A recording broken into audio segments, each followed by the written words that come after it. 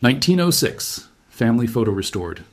And experts freeze when they zoom in on the youngest child's face. The photograph arrived at Maya Richardson's studio on a cold January morning, carefully wrapped in acid-free tissue paper and nestled inside a padded envelope. Maya ran a specialized photo restoration business in Brooklyn, and she had seen thousands of damaged images pass through her hands: Civil War tintypes, faded Victorian portraits, water-stained family albums. But there was something about this particular package that made her handle it with extra care. The return address indicated it had been sent from Charleston, South Carolina, by a woman named Grace Thompson. The accompanying letter was brief. "This photograph has been in my family for generations. It's the only image we have of my great-great-grandmother's family, but it's badly damaged. I'm told you're the best at what you do. Please help me see their faces clearly." Maya carefully unwrapped the photograph and held it under her magnifying lamp. The image was indeed in poor condition. The emulsion had cracked and peeled in several places. Water damage had created dark stains across the bottom third, and someone had attempted a crude repair years ago that had only made things worse. But beneath the damage, Maya could make out the ghostly forms of 7 people arranged in front of what appeared to be a wooden house with a wide front porch. The photograph was mounted on thick cardboard backing, and on the reverse side, written in faded pencil, was a date: June 1906, Charleston. Below that, someone had written a series of names, though several were illegible due to water damage. Maya photographed the damaged original with her high-resolution camera, creating a digital master file that she could work with without risking further harm to the fragile physical artifact. Then she settled into her workstation, opened her restoration software, and began the painstaking process of digital repair. She started with the structural damage, carefully cloning undamaged sections of the photograph to fill in the cracks and gaps, smoothing out the water stains, removing the discoloration from the failed earlier repair attempt.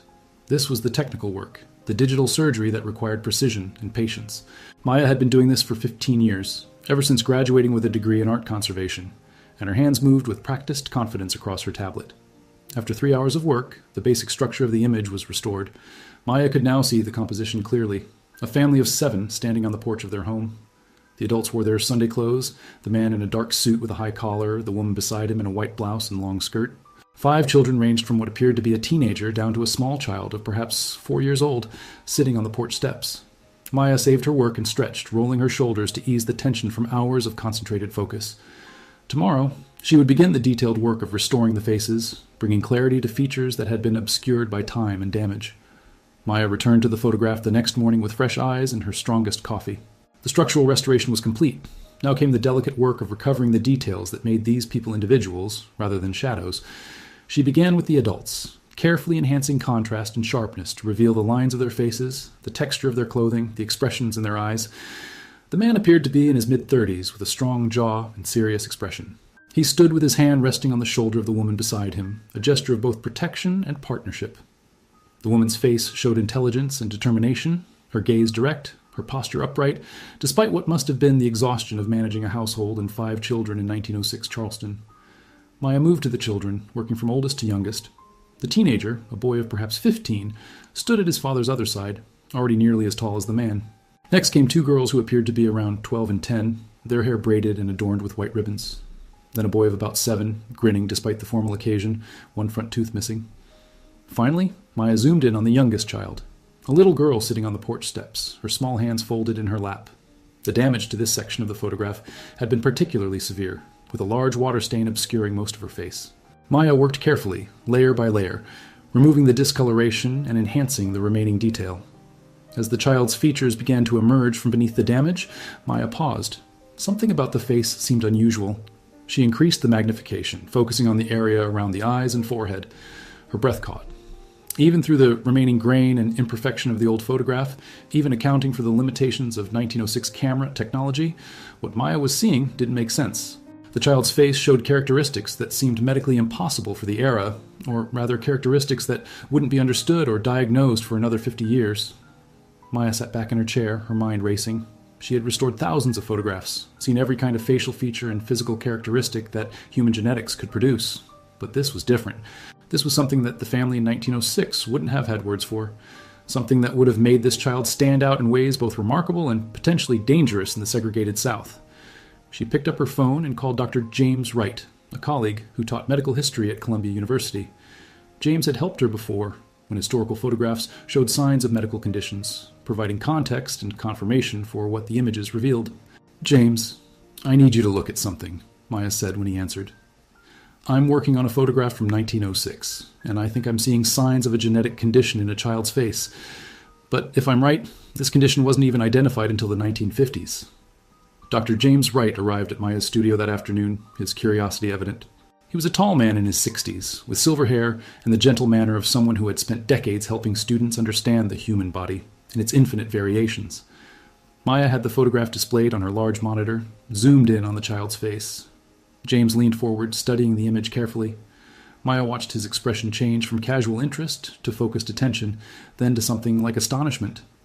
"You're seeing what I'm seeing?" Maya asked. James nodded slowly. "If this photograph is authentic and unaltered, and I assume you've verified that, then yes, I'm seeing clear markers of Waardenburg syndrome. Look at the distance between the inner corners of the eyes, what we call dystopia canthorum. And here, do you see this lighter patch in her hair? That would be the characteristic white forelock. But most striking of all," he pointed to the child's eyes, and Maya leaned in closer. "Even through the limitations of the old photograph, even with the remaining imperfections in the restoration, the difference was visible. One eye appeared darker, consistent with the deep brown common in African Americans, but the other eye was distinctly lighter. Not brown, but a pale blue or gray that created a startling contrast. Heterochromia," James said quietly. "Complete heterochromia iridis, different colored eyes. Combined with these other features, it's almost certainly Waardenburg syndrome type 1. Maya felt a chill run down her spine. But Waardenburg syndrome wasn't identified until 1951. This photograph is from 1906. "The condition has always existed," James explained, pulling up a chair. "Petrus Johannes Waardenburg was simply the first to recognize it as a distinct genetic syndrome and publish research about it. Before that, people with these characteristics were just considered unusual or, in some cultures, marked by God or cursed. For a black child in the segregated South in 1906, looking this different from other members of her community," he trailed off, the implications clear. Maya thought about what life must have been like for this little girl. The heterochromia alone would have been startling. Light eyes in a black child, one light and one dark, creating an appearance that would have seemed impossible to people who didn't understand genetics. Add the white forelock, the distinctive facial spacing, and this child would have been unmistakably different. "In 1906, how would people have understood this?" Maya asked. James shook his head. "They wouldn't have. They might have thought she was partially albino, or that she had some white ancestry that manifested in unusual ways. Some might have viewed her with suspicion or fear. Others might have considered her special, blessed, or cursed, depending on their beliefs. And in Charleston, with its rigid racial hierarchies and segregation laws, a black child who looked different in this particular way." He paused. "It would have been complicated, potentially dangerous." Maya returned to her computer and pulled up the letter from Grace Thompson. "The woman who sent me this photograph said it's of her great-great-grandmother's family. She's trying to learn more about them. Should I tell her what we found?" "Absolutely," James said firmly. "This is part of her family's story. But more than that, this could be historically significant." Maya spent the rest of the afternoon completing the restoration, working with new understanding and care now that she knew what she was looking at. She enhanced the details of the child's face carefully, making the distinctive features visible without exaggeration. When she finished, the little girl's face was clear. The wide-set eyes with their striking difference in color, the white streak in her dark hair, the small, serious expression that suggested a child who had already learned she was different. Maya printed 2 copies of the restored photograph, one for Grace Thompson and one for her own files. Then she sat down to write an email, choosing her words carefully. "Dear Ms. Thompson, I have completed the restoration of your family photograph. The image was severely damaged, but I was able to recover most of the detail. However, during the restoration process, I discovered something significant about the youngest child in the photograph. The little girl shows clear physical characteristics of a genetic condition called Waardenburg syndrome, which affects pigmentation and facial structure. This condition wasn't medically identified until 1951, so your ancestors in 1906 wouldn't have had a name for what made this child different. I'm sharing this information with you because it may help you understand more about your family's history. If you'd like to discuss this further, I would be happy to talk with you. I'm also willing to help you research what you can find about this child and what her life might have been like." Maya hesitated before clicking send. She was about to tell a stranger that their ancestor had a genetic condition, information that might be surprising or even distressing.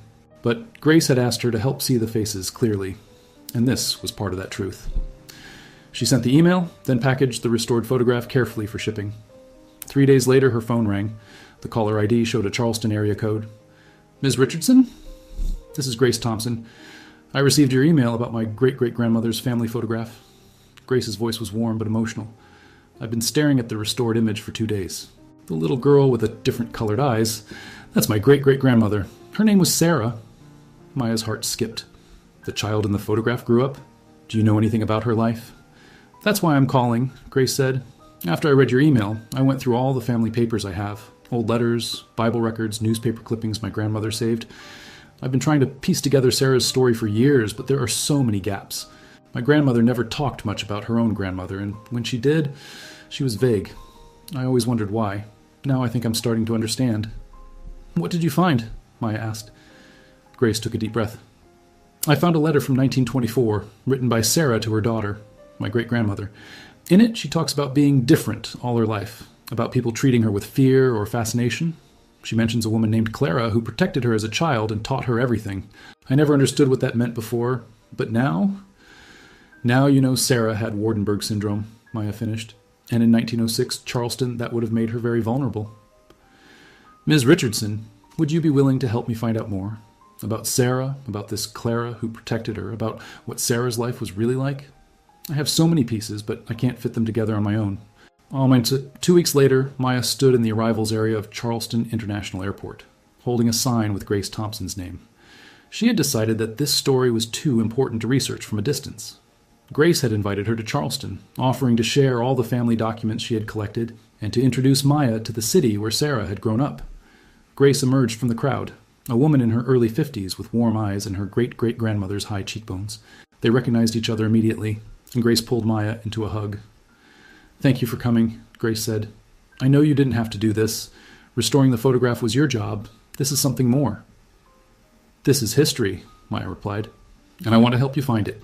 They drove into Charleston as the afternoon light turned golden, past the elegant historic homes and live oaks draped with Spanish moss. Grace pointed out landmarks as they passed. The old Slave Mart Museum, Mother Emanuel AME Church, the neighborhoods that had been the heart of Black Charleston in the early 20th century. "The house in the photograph doesn't exist anymore," Grace explained. "It was torn down in the 1950s during urban renewal. But I know the street it was on, and I've been researching what the neighborhood was like in Sarah's time." Grace's home was a modest bungalow in North Charleston, filled with family photographs spanning 5 generations. She had converted her dining room into a research center with a large table covered in organized stacks of documents, a computer, and a whiteboard covered with notes and a hand-drawn family tree. "I've been working on this for 3 years," Grace said, gesturing at the organized chaos. "Ever since my mother died, and I inherited all the family papers she'd been keeping. I always knew our family had interesting stories, but I didn't realize how much history was hidden in these documents." She pulled out a cardboard box and carefully lifted a stack of letters wrapped in ribbon. "These are from Sarah. She wrote them to my great-grandmother, her daughter between 1924 and 1948. Sarah died in 1952, when my grandmother was just a teenager. By then, she wasn't talking much about the past anymore. My grandmother said Sarah became quiet in her later years, like she was tired of remembering." Maya took the letters carefully, aware she was holding pieces of Sarah's voice from across the decades. The handwriting was clear and educated, each letter dated and addressed with care. Grace pulled out another document, a small leather-bound book with a broken clasp. "This is what made me reach out to you in the first place. I found it in my mother's things after she passed. It's some kind of journal or record book, written by someone named Clara Bennett. It covers the years 1902 to 1928, and Sarah is mentioned throughout. But it's not just a diary. It's full of medical observations, descriptions of treatments, records of births and deaths in the community. I think Clara must have been a midwife or healer." Maya opened the journal carefully. The pages were filled with neat, precise handwriting, each entry dated and detailed. She flipped through randomly and found an entry from August 1906. "Sarah continues to thrive despite the talk among some families. Her eyes and hair make her a curiosity, but she is bright and quick to learn. I have convinced her mother to keep her close to home until she is older and stronger. The world is not always kind to those who are different." Maya and Grace spent that evening going through Clara Bennett's journal systematically, reading entries aloud and taking notes. The picture that emerged was of a remarkable woman who had served Charleston's black community as a healer, midwife, and informal physician for nearly 3 decades. Clara had been born in 1870, the daughter of formerly enslaved people who had learned herbal medicine and midwifery during slavery and passed that knowledge to their daughter. By 1902, when the journal began, Clara was 32 years old and had established herself as someone the community trusted with their most vulnerable moments: births, illnesses, deaths. The first mention of Sarah appeared in June 1906, the same month as the family photograph. Delivered Ruth's 5th child today, a girl they named Sarah. The birth was straightforward, but the child's appearance is unusual. Her eyes are 2 different colors, one dark like her parents', one pale blue like I have never seen in a colored child. There is also a white streak in her hair at the crown. Ruth is frightened, wondering if her baby is cursed. I assured her the child is healthy and whole, just different. I have read of such things in my medical books, though I do not have a name for this particular condition. Your great-great-grandmother was born in 1906, Maya said, looking up from the journal. This entry is from her birth. Grace nodded, tears in her eyes. Clara was there from the beginning. She knew what Sarah was facing, even as an infant. They continued reading. Clara's entries over the following months showed her watching Sarah's development carefully, noting that the child was meeting all normal milestones, sitting up, crawling, responding to sounds and voices. But Clara also recorded the community's reactions. People are talking about Ruth's unusual child. Some say she is marked by God. Others whisper darker things. I have spoken to several families, trying to educate them, but superstition runs deep. Ruth keeps Sarah mostly at home, which is wise for now, but cannot last forever. By 1908, when Sarah was 2 years old, the entries showed Clara taking a more active role. I have offered to help educate Sarah when she is older. Ruth is grateful, but worried about how people will react if her daughter learns too much. I reminded her that knowledge is the best protection we can give our children, especially children who will face extra scrutiny for being different. Maya noticed a pattern in the entries. Clara wrote about other children in the community, their illnesses, their growth, their families. But she returned to Sarah again and again, with a level of detail and personal investment that went beyond medical observation. Clara became Sarah's protector, Maya said. She saw something special in her and decided to shield her from the worst of what she would face. Grace pulled out another document, a faded newspaper clipping from the Charleston Messenger, a black-owned newspaper that had operated in the early 20th century. The article was dated 1925 and featured a photograph of a young woman in a nurse's uniform. The headline read, "Local woman completes nursing training." Maya looked at the photograph, then at the restored family portrait from 1906. The same distinctive features, the wide-set eyes, though the heterochromia was less visible in the newspaper's lower-quality reproduction. That's Sarah. That's Sarah, Grace confirmed. She became a nurse. In 1925, in South Carolina, a black woman with a visible genetic condition became a certified nurse. Do you understand how remarkable that is? The next morning, Grace took Maya to the Charleston County Public Library, which housed an extensive collection of historical records and archives related to the city's African-American community. They requested files on Clara Bennett, nursing schools in South Carolina during the 1920s, and records from the neighborhood where Sarah's family had lived. The librarian, an older man named Frederick, who had worked in the archives for 40 years, recognized Grace and greeted her warmly. When Grace explained what they were researching, his expression grew thoughtful. Clara Bennett, he said slowly. I know that name. My grandmother used to talk about a healer woman named Clara who delivered half the babies in the neighborhood. Said she was the smartest person she ever knew, colored or white, man or woman. Taught herself medicine from books when no school would admit her. He disappeared into the back rooms and returned with several boxes of materials. These are records from the Cannon Street Hospital and Training School for Nurses. It was one of the few institutions in South Carolina that trained black nurses in the 1920s. If your ancestor trained as a nurse, her records might be here. Maya and Grace spent hours going through admission records, training rosters, and graduation lists. Finally, Grace found it. Sarah admitted. September 1922, sponsored by Clara Bennett, graduated May 1925 with honors. Special commendation for dedication to patient care. Sponsored by Clara Bennett, Maya read aloud. So Clara not only protected and educated Sarah as a child, she made it possible for her to become a nurse. They found more in Clara's journal entries from 1922. Sarah has been accepted to the nursing school. I used every contact and favor I had accumulated over 30 years to make this happen. The administrators were hesitant. Sarah's appearance makes her memorable and not always in comfortable ways. But her intelligence and determination won them over. She will face challenges there that other students will not face. People will stare at her eyes, whisper about her difference. But Sarah has lived her whole life being stared at. She knows how to meet the world with dignity. Frederick brought them another set of records, employment files from the Charleston County Health Department. The health department started hiring black nurses in the mid-1920s to work in colored communities. If your ancestor worked in Charleston after graduation, there might be records. They found Sarah's name in employment records from 1926. Sarah, registered nurse, assigned to home visits in the East Side community. Monthly salary, $45. Frederick pulled out a map of Charleston from the 1920s and pointed to an area that had been predominantly black and poor. The East Side, that was rough territory. Poor sanitation, overcrowded housing, limited access to health care. The nurses who worked there were going into homes where they might find anything from tuberculosis to malnutrition to untreated injuries. It took courage. Grace found a letter in Sarah's correspondence that gave context to those years. Written in 1927 to her daughter, who was just a baby at the time, it read, "I visit families today who look at me with suspicion at first. My eyes make them uncertain. But when I help deliver a healthy baby, or treat a child's fever, or show a mother how to keep her family well, they forget about my difference. They see me as someone who cares. Clara taught me that the best way to overcome prejudice is to be undeniably good at what you do." On their third day in Charleston, Grace took Maya to the cemetery where Sarah was buried. It was a small, well-maintained African-American cemetery on the outskirts of the city, with graves dating back to the late 1800s. Sarah's headstone was simple but carefully engraved. Sarah, 1906, 1952, beloved mother, grandmother, and healer. They stood in silence for a moment. Maya thought about the arc of Sarah's life, born visibly different in a time and place that punished difference, protected and educated by a remarkable woman who saw her potential, trained as a nurse against significant odds, and spending her career caring for the community's most vulnerable members. "I found one more thing," Grace said quietly. She pulled out a small wooden box from her bag. Inside, wrapped in soft cloth, was a tarnished silver pin in the shape of a nurse's cap. This was Sarah's nursing pin from her graduation. My grandmother gave it to me before she died. She said Sarah wore it every day she worked, even after it went out of style. She said it reminded Sarah of what she had overcome to earn it.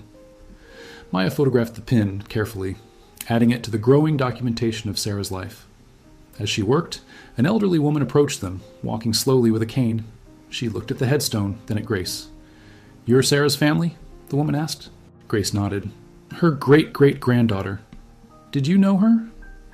"Child, Sarah delivered me," the woman said with a gentle smile. "December 1949. I was born 2 months early, and the doctors at the colored hospital said I wouldn't make it.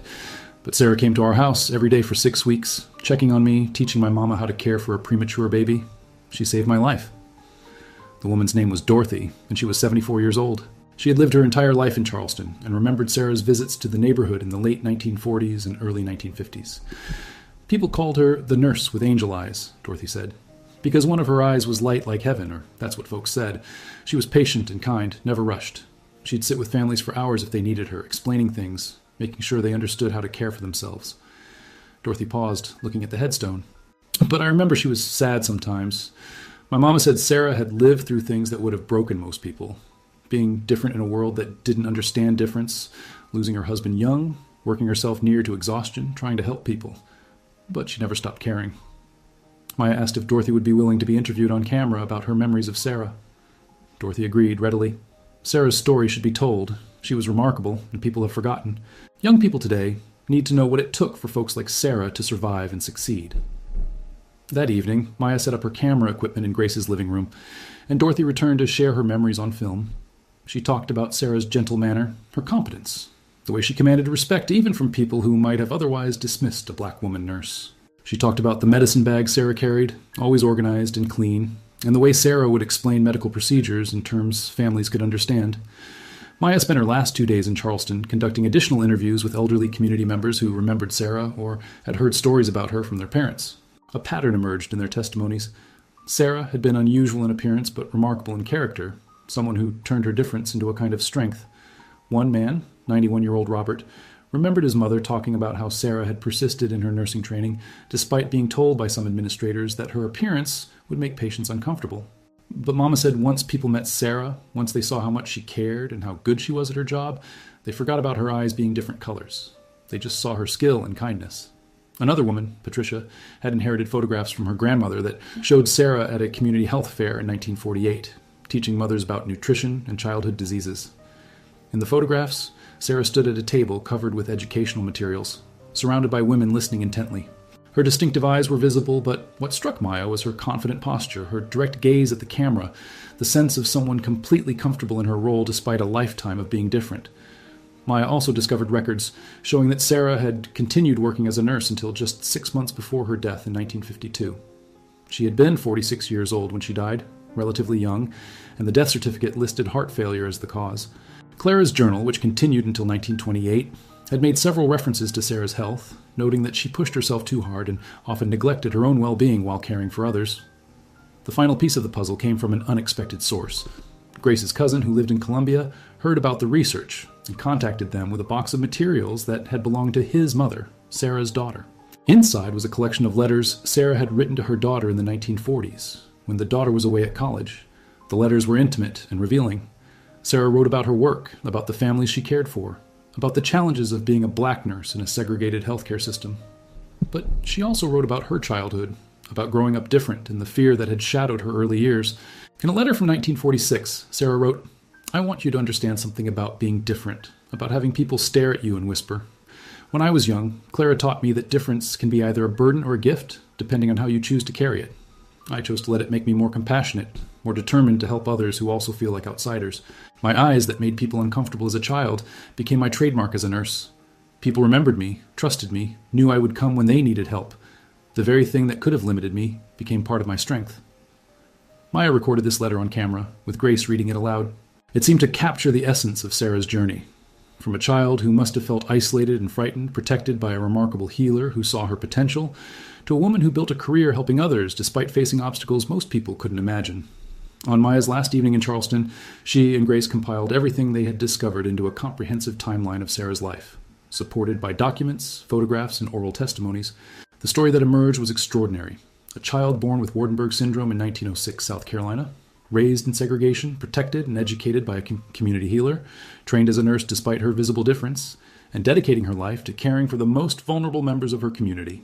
3 months after Maya returned to Brooklyn, she stood in the Charleston Museum during the opening reception for an exhibition titled Hidden Faces, Revealed Lives, the story of Sarah and Clara Bennett. The restored 1906 family photograph held the central position, displayed on a large panel with detailed enhancements showing Sarah's distinctive features clearly. Beside the photograph was Clara's journal, open to the entry, describing Sarah's birth.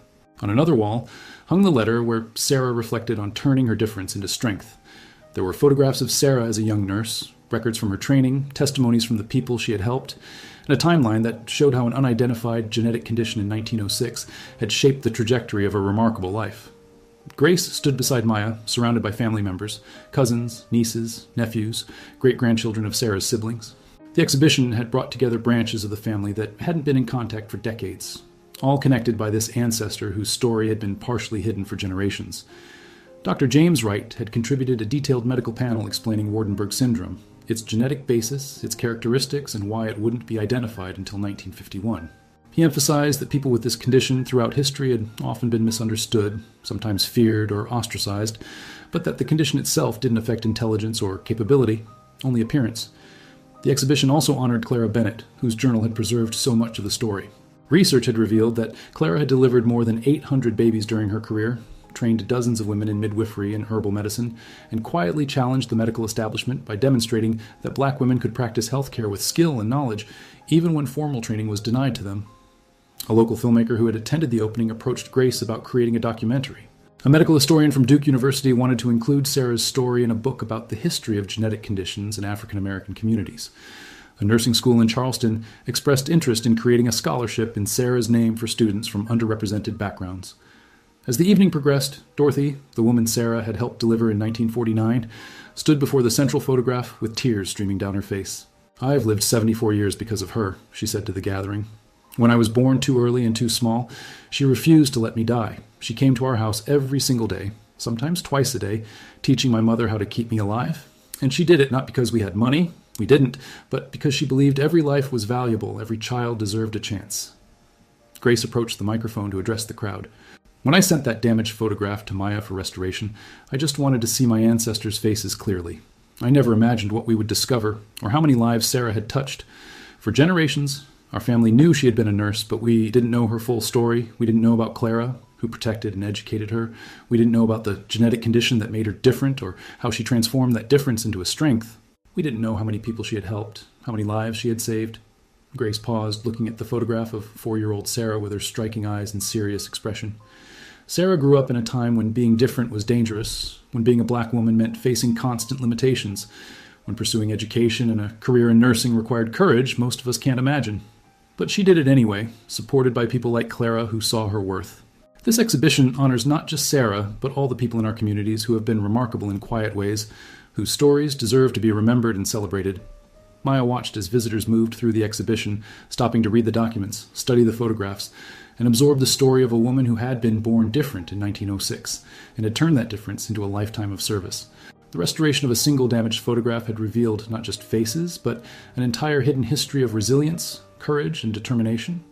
Several elderly attendees approached the staff during the evening with stories of their own family members who had been different in some way, physically, mentally, socially, and had faced similar challenges in earlier generations. The exhibition had opened a conversation about difference, disability, and the ways communities had historically both rejected and embraced those who didn't fit expected patterns. As the reception concluded, Maya stood once more before the restored photograph. She thought about the moment she had first zoomed in on Sarah's face and seen those distinctive features, the shock of recognizing a genetic condition that shouldn't have been visible in a 1906 photograph because no one in that era would have known what they were looking at. But people had seen it. Sarah's family, her community, Clara Bennett, they had seen that this child was different, and they had made choices about how to respond. Some had been frightened or superstitious, but others, crucially, had chosen to protect and nurture Sarah, to give her education and opportunity, to help her become someone who would spend her life helping others. The photograph was no longer just a damaged artifact that needed restoration. It had become a window into a hidden history, a testament to the power of one person's determination and the community that supported her. 4-year-old Sarah, sitting on those porch steps in 1906 with her different colored eyes and white forelock, had grown into a woman who delivered babies, treated illnesses, saved lives, and earned the respect of everyone who knew her. Her face, frozen in time at age 4, had held a secret that took more than a century to fully understand. But now that secret was revealed, and Sarah's story of difference, determination, and dedicated service would not be forgotten again, Grace approached Maya as the museum began to close. "Thank you," she said simply. "Thank you for seeing what was hidden in that photograph and caring enough to help me find the truth. Sarah deserves to be remembered." Maya embraced her. "Thank you for trusting me with your family's story, and thank you for being willing to share it with the world. There are probably thousands of other people like Sarah, whose stories